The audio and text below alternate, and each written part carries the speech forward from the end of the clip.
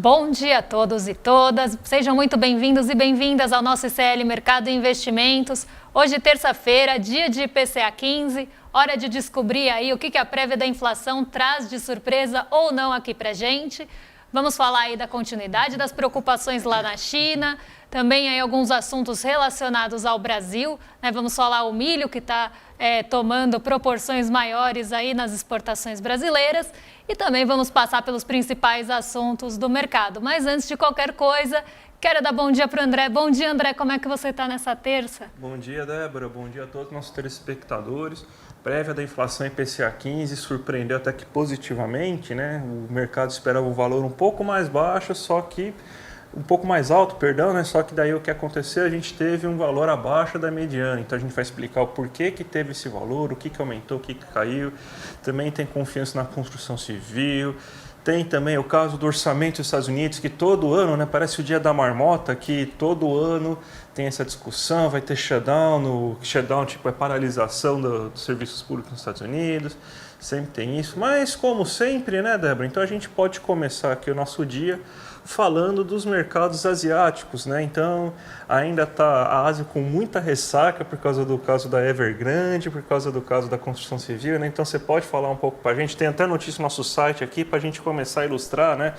Já que vamos falar de bolsas mundiais, mas a gente sempre começa com a Ásia, né? Então o que aconteceu lá nas terras asiáticas, Ásia?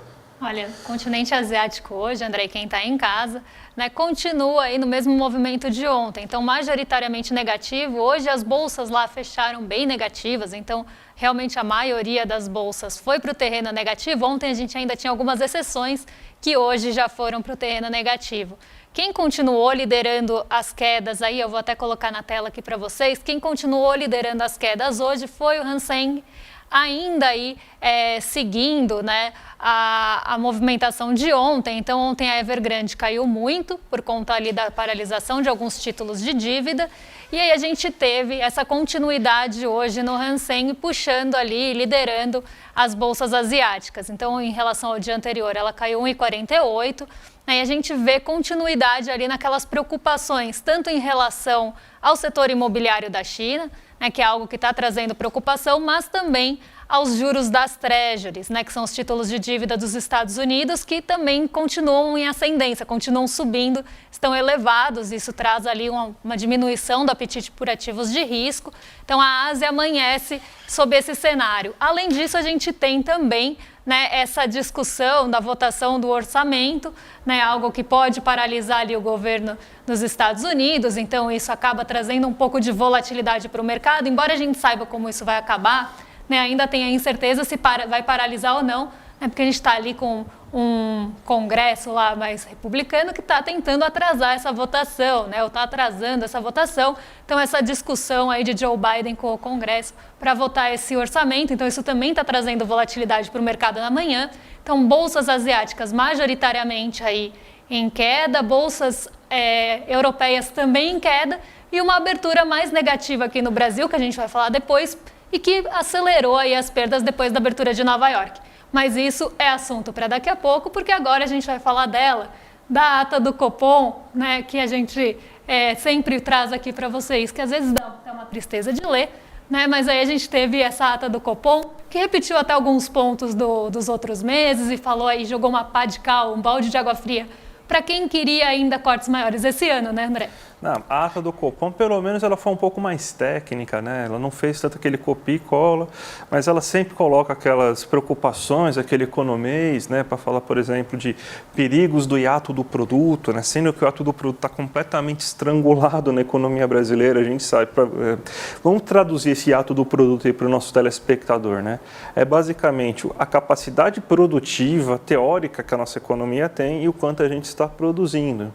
A gente está vendo que é uma economia basicamente voltada hoje para o setor de serviços. Então, a indústria com muitos problemas. Então, produção mesmo, a gente está bem abaixo daquilo que poderia ter de capacidade produtiva. Mas eles vão lá e colocam essa coisa do hiato do produto está estrangulado, isso daí poderia gerar desancoragem, né, nas expectativas. Esse economista fala basicamente o seguinte, ó, eu tenho medo aí porque, segundo a minha teoria econômica, a economia, eles não podem falar com essas palavras, alguns diretores do Banco Central já estão falando com essas palavras, né? A economia tinha que estar paralisada, tinha que estar o desemprego maior, porque isso daí é que vai acabar com a inflação, né? Então tem que colocar no lombo das pessoas mais pobres para isso. Então eles vão lá e usam esses termos técnicos. Mas de resto, é basicamente um copia e cola, que está falando que, por exemplo, que não vai manter realmente o ritmo de 0,5%, que ele encontrou o ritmo ideal, né? Para você conseguir realizar esse corte aí sem grandes sustos no mercado, já está antecipando pelo menos isso até o final do ano e sinalizando que essa queda da taxa Selic deve persistir ainda durante o ano de 2024, coloca possíveis problemas internacionais, falando sobre os Estados Unidos, inflação dos Estados Unidos, problema de desaquecimento na China, como se o desaquecimento na China não fosse refletir positivamente na inflação aqui, né? Mas não, tudo já pode gerar inflação, né? Mesmo coisas que teoricamente que amenizam as pressões inflacionárias, não, pode causar inflação. Mas então, é mais ou menos essa ladainha de sempre, mas agora a gente tem uma explicação técnica até um pouco mais completa do que a gente falou aí no dia, quando saiu a ata do Copom. A ata não, o comunicado hoje é a ata completa aí para quem tiver curiosidade de ler. A gente está aqui com a nossa função de traduzir ela um pouco para vocês. Perfeito, André. E a gente tem também hoje, né, a divulgação que a gente falou ontem, que estava sendo aí muito esperada, né? Ontem até o volume de negociações da Bolsa ficou um pouquinho menor, porque os investidores estavam esperando esse dado, né? Esse é um dos dados importantes que saem essa semana, que é o IPCA 15. Né? O IPCA 15 ele foi divulgado hoje pela manhã pelo IBGE, e ele acabou surpreendendo positivamente, ficando aí abaixo da mediana de 0,37 do mercado. Então, a gente teve essa divulgação que estava sendo muito esperada, mas ela ainda não está fazendo efeito porque os problemas vindos do exterior estão maiores. Mas, André, conta pra gente quem subiu, quem que caiu aí nesse IPCA 15, como é que ficou isso hoje? Perfeito, Débora. Temos aqui até uma arte que a gente montou aqui, um gráfico que a gente preparou aqui para vocês, né? Então a gente tem, por exemplo, aqui, vamos pegar alguns itens e subitens aqui para vocês observarem. A alimentação no domicílio era algo que estava se elevando muito aí nos últimos tempos, né? Você tem um aumento do volume de serviços prestados, então isso aí acaba gerando um certo impacto aí também na alimentação fora de casa, né? Aliás, no domicílio não. Essa aí que a gente está falando, perdão, volte tudo aí, me confundi todo. A alimentação do domicílio é aquele que você compra no mercado e tudo mais, então você teve uma queda. Esse era justamente o índice que você já estava observando queda aí bastante contundente aí nos últimos meses, e teve uma queda de 1,25%. Aves e ovos, eu estava até ouvindo uma matéria aí de um grande comunicador aí polêmico, tal, no rádio ontem, falando sobre como que caiu o preço do preço das aves, o preço dos ovos, né? Promoções de até R$10 a bandeja com 20 ovos, então você teve uma queda bem considerável. Batata inglesa também está caindo agora por mais de 10,5%. Carnes caindo por mais um mês consecutivo de 2,79%. Você teve a cebola também caindo. Então, geralmente o que a gente tem é que os alimentos caíram e seguraram a inflação, né? Quais foram os grandes problemas que a gente teve? Foi justamente os combustíveis. Se a gente for pegar aqui só os combustíveis veiculares, sem generalizar, a gente tem um aumento de quase 5% nesse mês. E o grande vilão é o diesel. E esse é um grande problema porque nosso frete geralmente é feito de diesel. Então, esse aumento que está tendo agora pode ter um certo respingo para outros preços. Então, ele tem um certo efeito inercial, que a gente chama, né? Um efeito em cadeia. Porque o aumento do diesel hoje vai encarecer o frete para as frutas, legumes, alimentos, roupas, vestuários, tudo chegar na casa de vocês. Isso aí pode gerar um efeito rebote muito complicado, né? Esse bem e o bem de energia elétrica, que basicamente faz parte da produção de todo o item produzido aqui dentro do Brasil, ele tem um efeito muito grande assim de rebote, de influenciar, né? De influenciar em cadeia o nível de preços geral da economia. Esse é um grande problema. A passagem aérea ficou um pouco mais cara também, né? Quem for viajar vai sentir um pouco o preço, também reflexo do preço dos combustíveis, já que o querosene não é regulado pela Petrobras, ele segue precificação internacional. A gente está falando aí do aumento do preço do petróleo nos últimos meses, olha, 13,29%. E a gente também tem outra tabela, se não me engano, para mostrar também, né, como que foi assim por grupo, né? No geral, você teve de 0,35% de aumento, 0,77% na alimentação e bebidas. O grupo que mais subiu, que são os combustíveis, é o transportes, né? Então, esse aí teve um aumento muito elevado. O grupo de despesas pessoais, ou seja, onde está a maioria dos serviços que a gente está consumindo, também teve uma elevação. Então, o que está puxando mesmo são os combustíveis, um pouco de serviços ainda, porque o brasileiro está voltando a se divertir, isso aumenta também o preço das coisas por um efeito mais de demanda, mas, novamente, os alimentos estão segurando e provavelmente que a gente vai ter uma inflação mais baixa para as pessoas de renda menor e uma inflação mais pesada para pessoas com renda maior, Débora. Exatamente, até porque itens de cesta básica costumam pesar mais aí no bolso das menores rendas e transportes aí, principalmente combustíveis, naquelas rendas médias e altas, né, médias altas. Então, aqui, quando sair esse levantamento feito pelo IPEA, a gente vai trazer para vocês como a inflação bateu em cada faixa de renda, mas já dá para a gente esperar um pouco do que vem no IPCA final, então esperamos que fique aí esse reflexo dos alimentos, né, e continuem aí trazendo pelo menos esse dado positivo, e já dá para saber que os transportes devem pesar. Né? Uma coisa interessante que a gente acabou não colocando nem no gráfico, né, porque um dos bens que mais subiram, né, é importante a gente ver assim que para te desmistificar um pouco a questão, né, da taxa Selic, cacique e coba coral, né, que é graças à Selic que você tem queda do preço dos alimentos, tá? Mas um alimento que cresceu muito foi o arroz, né? O arroz subiu mais de 2,5%. Aí, se a gente pegar lá todos os gráficos lá, ele destoou um pouco do resto dos alimentos. Por que o arroz subiu tanto? Onde que o arroz é produzido, gente? Você sabe onde que o arroz é produzido? Justamente no sul do país. O que está acontecendo no sul do país? Toda aquela tragédia humanitária que a gente viu com mortes e tudo mais. E, obviamente, está alagando regiões de plantio de arroz, você está tendo um prejuízo na colheita e na produção de arroz nesse momento. Então, é por causa de questões climáticas, sejam favoráveis ou não, que você tem uma queda no preço dos alimentos e também graças a uma certa regulação um pouco maior, que a gente está voltando, ainda está fazendo os estoques, ainda não está ainda uma situação muito boa, né? Mas você tem uma pequena volta dos estoques reguladores que deve começar a aparecer com mais força nos próximos anos. Isso aí já dá uma leve ajuda.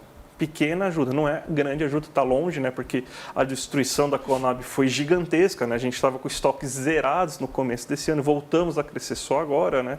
Mas a gente tem, então, que questões climáticas ofereceram. E no combustível, né? A gente tem principalmente que aumentou o preço do petróleo, acabou, acho que se eu não me engano, não teve nem reajustes oficiais. Teve um reajuste oficial em agosto, isso daí começou a gerar efeito já. Principalmente começou um pouquinho no IPCA final de agosto, você já teve o efeito, então a gente lembra que tem 15 dias de agosto ainda, então esse efeito ainda vai perdurar. Provavelmente em setembro os combustíveis vão ter um peso um pouco menor do que a gente está imaginando, por causa que você não tem esses últimos 15 dias de agosto, em setembro você não teve nenhum reajuste falado, inclusive, se eu não me engano, já são 4 ou 5 quedas consecutivas do preço do combustível, então o peso dos combustíveis deve vir um pouco menor do que a gente estava imaginando, Débora. Muito bom, né? Vamos esperar o IPCA final para a gente trazer todos esses dados para vocês. E a gente também tem uma notícia, né, que o Brasil ele está crescendo aí, a construção, o índice da confiança, nossa senhora, o índice da confiança da construção civil também subiu. Ontem a gente falou do índice ao consumidor, né, o índice de confiança do consumidor aqui no país, e parece que a construção civil também está mais confiante aí na economia, no crescimento, né, André? Sim, você teve o crescimento de 1,4% aí na confiança na construção civil, mesmo com uma taxa de juros tão elevada, né? Bem, a gente mora em São Paulo, a gente sabe, né? Eu principalmente estou morando agora no bairro que é o símbolo da nova especulação imobiliária de São Paulo, né? Então, o que mais tem lá perto da minha rua é caminhão de concreto e faixa interditada para começar a fazer prédio. Deve ter uns 15, 20 prédios, né, lá sendo feitos, né? Então, você tem uma confiança muito grande da construção civil para você que está melhorando realmente, sim, o pessoal está investindo, está apostando muito nisso, né? Você tem uma falta de mão de obra, esse relatório foi importante, né? Foi interessante a gente observar que eles já estão começando a reclamar de uma falta de mão de obra, né? E geralmente quando esse tipo de empresa reclama de falta de mão de obra porque eles não querem pagar um pouco melhor para aquele tipo de mão de obra, né? Você tem que o desemprego está menor, você tem que a renda está aumentando um pouco, então até o Bolsa Família está um pouco mais elevado, a pessoa não precisa se sujeitar a ficar 12 horas trabalhando no sol, sem proteção, sem os EPIs necessários aí por um salário mínimo, ou às vezes até menos que um salário mínimo, né? Então, aí quando geralmente você ouve a palavra, está faltando mão de obra para trabalhar nesse tipo de indústria, esse tipo de emprego, geralmente é porque eles não querem ceder em pagar um pouco mais, né? Mas a gente sabe aí que a construção civil ele é um ramo importante que ela pode puxar bastante aí, principalmente a indústria, que está com grandes problemas, a construção civil ela faz parte do setor industrial, então vamos ver aí se pelos próximos meses vai ter. A gente sabe que é muita especulação imobiliária, né? Com certeza é isso, mas pelo menos aí pode ajudar, né? Mesmo com todos os problemas que acarretam nas grandes cidades. A gente sabe que São Paulo plano diretor aí virou fada da confiança, não existe, né? Papai Noel está lá só para fazer enfeite mesmo, né? Então a gente sabe todos os problemas, mas é um dado que a gente traz aí que o setor está mais confiante aí nesse mês. Olha, lá onde eu moro tem pelo menos 4 prédios subindo só no meu quarteirão. Então assim, né, onde eu ando lá, né, tem algum prédio subindo e a gente sabe também a participação que a gente tem da especulação imobiliária de uma forma como um todo, mas também até os fundos imobiliários, aí principalmente com aquelas short stays, né, que são ali os aluguéis por períodos mais curtos, dependendo da região de São Paulo, normalmente próximos ali a metrô, enfim, essa demanda cresce, né, principalmente desses fundos, né, inclusive tem um prédio lá perto da minha casa que foi construído com base ali num fundo imobiliário, então a gente vê realmente essa especulação, né, também um setor que estava meio parado, principalmente aí nos últimos tempos. Teve a pandemia, teve o governo Bolsonaro, o governo Temer, daí renda baixa, desemprego elevado, as pessoas não queriam mudar de casa, problemas no futuro, e hoje está todo mundo pelo menos tentando ir para um aluguel um pouco mais próximo aí das regiões centrais dos grandes metrópoles, né? Isso acaba incentivando essa construção civil. As pessoas não vão comprar as casas, a gente sabe que quem compra a casa é o fundo e a gente mora naquele apartamento super gigante de 32 talvez, não, um pouco mais, 23 metros quadrados, que tem uma privada, não vamos chamar de banheiro aquilo, né? Porque é uma privada com um chuveiro do lado, que você tem uma cozinha que está do lado da sua cama, tal, aquela beleza de estúdio, né? Não é um kitnet mais, agora é estúdio, que é mais chique falar estúdio, porque dá um ar assim, de sofisticação. Você mora numa kitnet? Não, num estúdio, muito mais chique, né? Muito mais chique, né? Que nem eu sou empreendedor de mim, eu sou colaborador da empresa. Não, eu não sou funcionário. O estúdio é o novo kitnet, né? Exatamente. E a gente tem também uma notícia aí para vocês, né, do crescimento das vendas, das exportações do milho, né, que ultrapassou agora os Estados Unidos, né, o Brasil superou os Estados Unidos nessa exportação, e isso vem ali, né, até para mostrar, né, o que a gente sempre fala aqui, né, como a nossa área plantada, né, a nossa ali matriz está sendo voltada para o exterior. Né? Então, a gente vê cada vez mais essas culturas tomando espaço nas áreas plantadas aqui do Brasil, e isso não é à toa. Né? Então, cada vez mais a gente vê algumas culturas ganhando realmente espaço nesse plantio, nessa área plantada. Aquela cultura mais voltada aqui para o nosso mercado doméstico, por exemplo, arroz, feijão, perdendo espaço, né? Então esse espaço está sendo tomado por essas outras culturas, e a gente vê justamente o crescimento nessas culturas voltadas para o exterior. Então a gente fez um gráfico aqui para vocês, né, que mostra qual é da Conab esse gráfico, estimativa de setembro em relação à área total. Tá, aqui a gente está falando em milhares de hectares. Então a gente tem ali a área total do Brasil, né, que tem a estimativa de ser plantada, e quanto cada cultura ocupa aí dessa área. Então, 56% é a soja, que não traz nenhuma novidade, o milho, que agora ocupa 28,36% dessa área plantada, arroz, feijão ali, se a gente somar os dois, fica próximo, um pouquinho maior que, talvez nem chegue a 5%, outros que são várias culturas menores, 3,66%, o algodão também, que deve crescer aí ano que vem, E o trigo lá na ponta, que também ganhou bastante espaço nos últimos tempos, com 4,40. Então, se a gente pegar só esse meio aí de milho e soja, né, a gente está falando de praticamente mais de 80% aí dessa área plantada segundo a Conab, estimativa para setembro. E aí não à toa, né, que essas culturas estão ganhando espaço, né, isso mostra que o agro não é pop, e o que chega na nossa mesa normalmente é da agricultura familiar, mas vamos ver para onde, a gente, na verdade, o que a gente mais exporta. Né? Então, vamos colocar aí na tela, para o pessoal de casa dar uma olhadinha, que a gente tem ali, né, a soja, né, que tem quinto lugar, que também é bem plantado, café verde, carne bovina. Na verdade, aqui não é, em ranking, né, é só os itens. Né? Então, café verde, carne bovina, frango in natura, celulose, soja em grão, açúcar e aí o milho, que agora o Brasil é o maior exportador, superando os Estados Unidos, e o algodão, que no ano que vem a gente pode ocupar o terceiro lugar aí de vendas, né, exportações, também ultrapassando os Estados Unidos e ficando atrás da China e Índia. Então aqui a gente vê, né, que justamente quando a gente olha aquele mapa, né, do plantio ali, principalmente dos grãos, a gente vê que milho e soja, que a gente tem ali uma exportação muito grande, é quem está aí, né, ganhando espaço. Então, sempre o nosso agro voltado para fora e não aqui para dentro. Exatamente. Né? Se a gente for pegar, a gente até estava conversando que esses dados são da Conab. Se a gente pega também o levantamento sistêmico, que é do IBGE, também os dados são muito parecidos, né? E veja 80%, né? 75%, né? Não muda muita coisa, né? Então, e é só da soja e do milho. Se a gente colocar o trigo, que o trigo também está indo para fora, né? E aliás, o trigo tem uma história interessantíssima, né? Que o agro se beneficiou da Embrapa. A Embrapa é uma empresa brasileira, tá, gente? Uma empresa estatal, que fez lá a semente do trigo para aguentar o clima brasileiro, e eles estão começando a vender trigo para tudo quanto é canto, e o trigo tem perspectiva de começar a ter um movimento tipo do milho, da soja, assim, de ser avassalador assim, nas produções também, para commodities, para você começar a vender para fora. E esse milho, gente, não é um milho em lata que você coloca no seu cachorro-quente com purê, obviamente. Não é aquele milho que você coloca na pizza. Esse milho aí é um pedacinho só. Esse milho está indo para os Estados Unidos para fazer etanol. Esse milho aí está indo para o resto do mundo para alimentar, porque a Ucrânia não está produzindo milho, tem uma guerra na Ucrânia, todo mundo sabe disso, então está indo para lá. Então, esse milho produzido aqui, a gente pega as sobras, né? Que nem o café. O café, nossa, a gente é o maior produtor de café.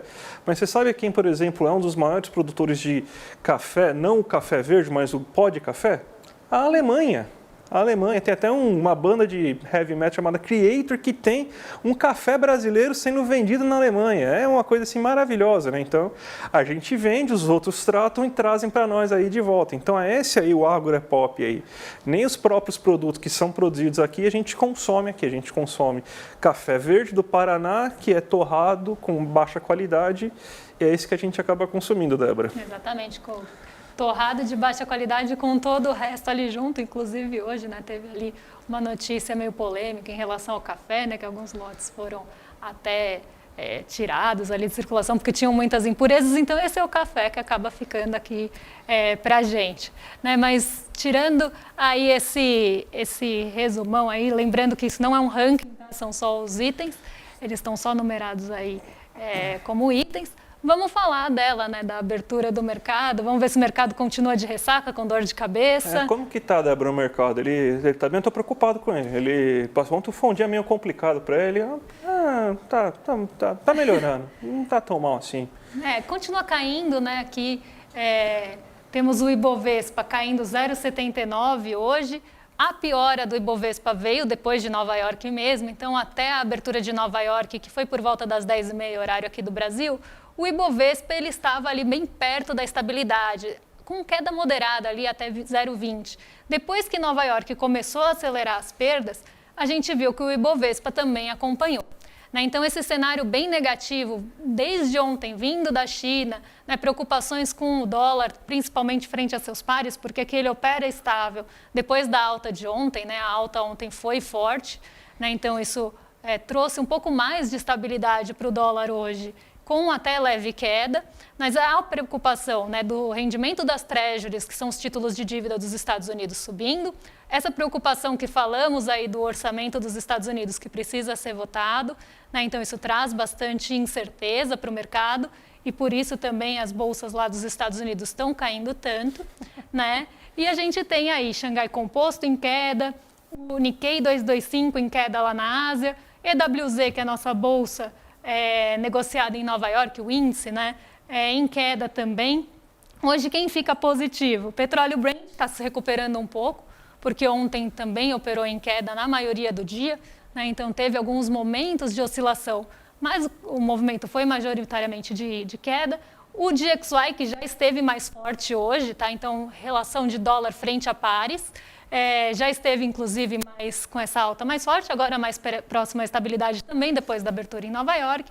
Então, a gente tem realmente esse cenário de um exterior mais preocupante, né, com bastante incerteza, e o IPCA 15, que ficou abaixo do esperado, que poderia ser uma surpresa positiva, não conseguiu aí trazer uma tração para o nosso Ibovespa, né? Então, ele acabou ficando em segundo plano. Então, aqui a gente tem mais esse pessimismo, né, esse movimento vindo do exterior, André. Então, acho que o mercado vai ter que se inscrever hoje na palestra da Monja Coin, porque deve estar estressado, deve estar ansioso. Exatamente. Então, gente, vocês, nossos amigos de mercado, nossos amigos aí da Faria Lima, lembre-se aí no dia 28, já clica aqui embaixo no link aí, palestra da Monja Coin, aí vocês estão com alguns dias meio estressantes aí, tem uma palestra lá que vai ajudar vocês a lidar com a ansiedade e o estresse. Então, ouça a Monja Coin junto com o nosso amigo Eduardo. Então, já se inscrevam aí, e vocês que também não são do mercado, também se inscrevam aí dentro dessa palestra aí, que vai ser muito interessante nessa quinta-feira. Então, 8 horas da noite, vale muito a pena tudo isso. E vocês também continuem aqui no ICL, a gente está passando nos nossos outros canais. A CPE, o nosso querido General Heleno, está falando lá, está sendo inquirido aí agora nesse momento, mas a gente tem programação à noite também, para você também ter toda essa repercussão do depoimento aí do nosso General Heleno, que vai ser dentro do ICL Notícias 2, né? Chico Pinheiro, Chico Sai, Gabi Varela, dentro desse depoimento, repercutindo tudo que aconteceu aí durante o dia, e logo depois, nossa super Robertinha Garcia e também César Calerron, fazendo aí o nosso Sinapse a partir das 7h30. Então, hoje, gente, até as 8h30 tem programação pra caramba aqui no ICL. Então, fiquem aí com a gente aí, que vocês não vão se arrepender, Débora. Com certeza não, né? E amanhã estamos de volta a partir das 7 também, né? Com toda aquela sequência que vocês já conhecem, o Desperta, ICL Notícias primeira edição, em detalhes, e depois a gente aqui para trazer a atualização do que está acontecendo na economia, nos mercados no geral, né? Com os investimentos. Então amanhã a gente se vê. Muito obrigada por quem ficou, né? Para quem ficou aqui com a gente até agora, quem seguiu aqui com a gente. Então, até amanhã, né, André? Até amanhã, gente. Um abraço, tchau, tchau. Confira a programação do Instituto Conhecimento Liberta desta terça-feira, 13h. Doutor Alberto Peribanês. Medicina Culinária. A ferramenta para a saúde no século XXI. 15h. Ensaios de Filosofia Africana com Dr. Eduardo Oliveira. 17h. Encontro com economistas. E Caleidoscópio Jurídico com Valber Agra. Às 18h, ICL Notícias, segunda edição. Às 7h30, Sinapse ICL. E aula interativa de inglês B2 com Andréa Cipoli. Para saber mais, acesse icl.com.br.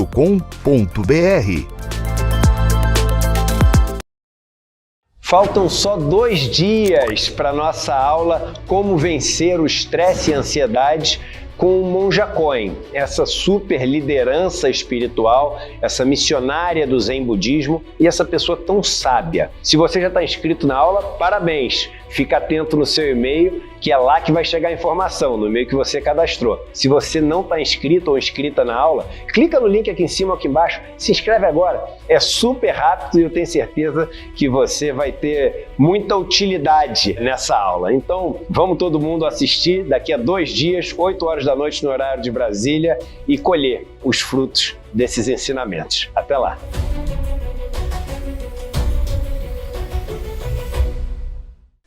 Olá, meu nome é César Calejão, eu sou jornalista e escritor e eu convido vocês para assistir o curso Brasil, Fatos, Sonhos, Ideias e Cenários para 2023. A convite do professor Lindener, eu, Gessé Souza, Márcia Tiburi, Cris Serra e um time de craques preparamos essas reflexões para vocês. Na minha aula eu trabalho com os vetores principais que eu acredito foram responsáveis pela ascensão do bolsonarismo no Brasil do século XXI e também trabalho um pouco com o que eu acredito ser o legado do bolsonarismo no Brasil para 2023.